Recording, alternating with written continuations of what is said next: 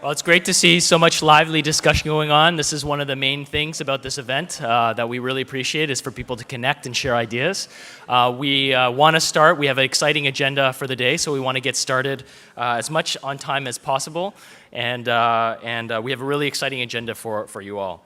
My name is Albert Sang. I'm the health sector lead for Business Call to Action. And it's my pleasure to be your MC for the rest of today. We'd like to thank Business Action for Africa for co-hosting the breakfast session. On behalf of our entire team, I'd like to welcome everyone to the 5th Annual Business Call to Action Forum, where we convene the world's foremost thought leaders in inclusive business. And we really do have an exciting agenda for the day. I'll just briefly go through it. You have it all in your booklets. The morning session is about commemorating the milestones in inclusive business, where we really are going to take stock of where we are in inclusive business and where we're heading. The second panel will be inclusive business, climate change, and the green leap, which will be focused on how businesses can address two very important issues, global poverty and climate change at the same time. And then after lunch, we have an exciting panel, Inclusive Business from the Country Level, where we have some colleagues from the Philippines who will share with us perhaps their secret sauce and how they actually get an inclusive business ecosystem going in country. Finally, that'll be followed by 2 parallel breakout sessions, one on business-to-business collaborations, and the second on measuring social impact.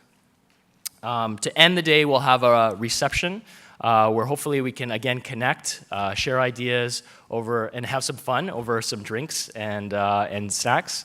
And that will be the agenda for the day. So just some brief logistics. I think probably always the most important thing is what is the Wi-Fi password. So the Wi-Fi password is meetings, very top secret. And everyone, if you're looking for any logistical support, the people with the blue badges are our Business Call to Action team, so please feel free to find us if you need anything for the remainder of the day. So with that, let's get started. I'd like to introduce Suba Sivakumaran, who's the team lead for Business Call to Action, who is going to give some updates from the Business Call to Action Secretariat.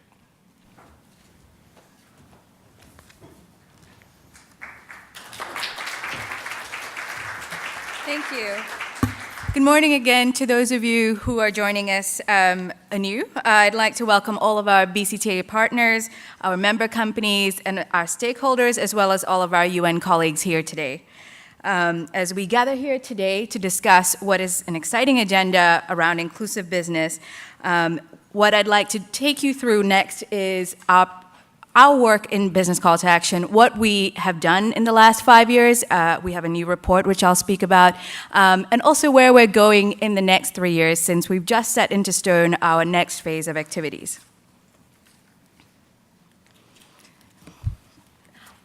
Oh, here it is.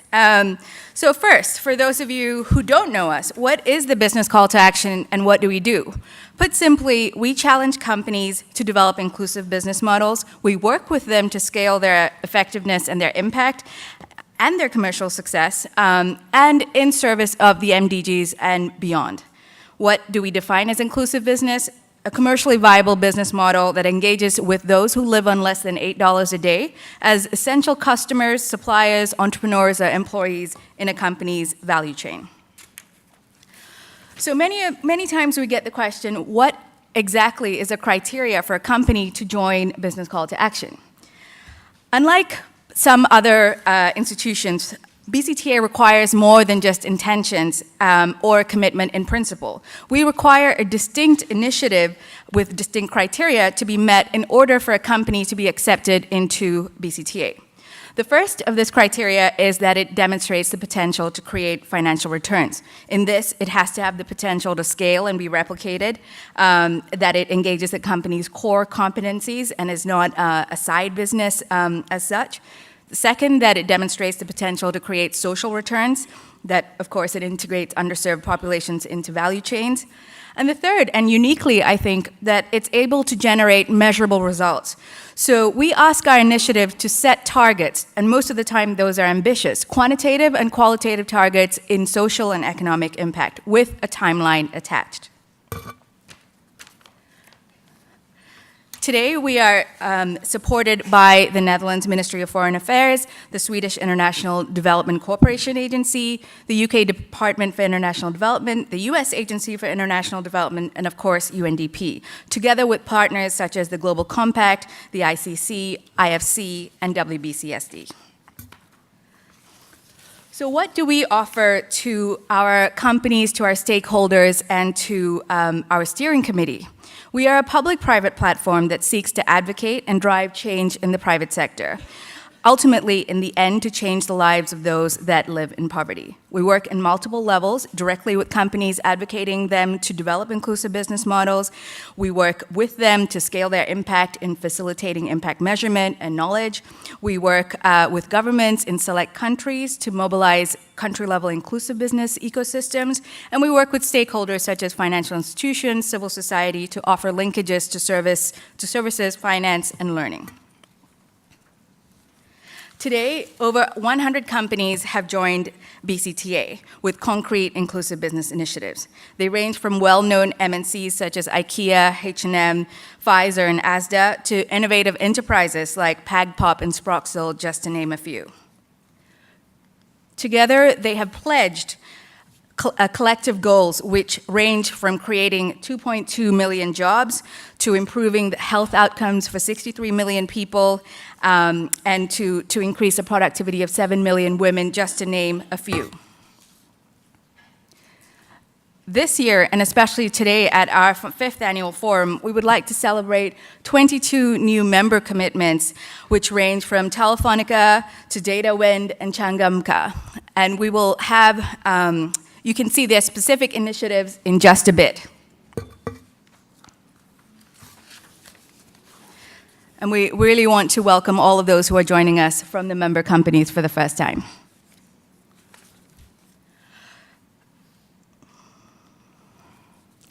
So we are, I think, at the start of a global movement. Our initiatives now span 49 countries, and over the past 5 years, we have seen real progress and growth in the BCtA portfolio. Our new report called Breaking Through, Inclusive Business and the Business Call to Action today, which I urge you to grab a copy of, it's outside. It's a hard look at companies and what they have faced as they have grown over the last 5 years and what they will continue to face in their journey for scale. Some key findings in Breaking Through are that, for example, BCtA initiatives currently reach 40 million households, or about 200 million households, 200 million people globally.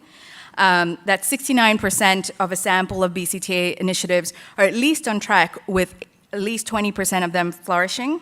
And that not just profit is the sole motive for their inclusive business venture, but that competitive differentiation, first mover advantage, are the commercial drivers that companies already perceive themselves as achieving. And in terms of revenue, many initiatives, including what we would call emerging and maturing initiatives, are already earning revenues of somewhere between $1 to $10 million a year. And here, it's in a little small font, but you can see the 22 new initiatives that have joined us today with their specific inclusive business ventures. For the key findings in Breaking Through, we have a very promising set of findings, and I urge you to attend our session on creating value through measuring impact, where you can find out more. Finally, I would like to take a moment to let you all know that BCtA has concluded what feels like a year-long revision of our strategy and activities, as we have now, in consultation with our donors, our stakeholders, and with our UN teams, set into stone the next 3 years of our activities. I put the logic of our activities here, but really I think what we have to focus on is that it revolves around 3 distinct outcomes. Number 1, to increase the number of companies that are adopting inclusive business practices. Number 2, to increase the scale and effectiveness effectiveness of these initiatives. And number 3, to improve adoption of inclusive business practices among the development community and local governments. And some of our goals for the end of the second phase by the end of 2016 are as follows, as you can see. We have goals around increasing the membership with concrete initiatives, around creating knowledge, around measuring their impact, and around linkages. It is an ambitious set of goals given our size, and we know that the road is challenging for many member companies, but also full of opportunities as they look to scale. But we strongly believe that given the progress achieved together with our partners, that the future is bright with them. So today I encourage all of you to think about the following questions, which will also be debated in the panels, but also as you meet other colleagues, and more importantly in your work ahead. What has been the progress of inclusive business to date, and what can be done to advance the agenda? What are the strategies for inclusive business models to scale? How can inclusive business form effective business-to-business partnerships that actually work? And how do we measure the impact of inclusive business initiatives and create value through measurement? So I'll stop there today. Thank you for your spirit of collaboration and in being here.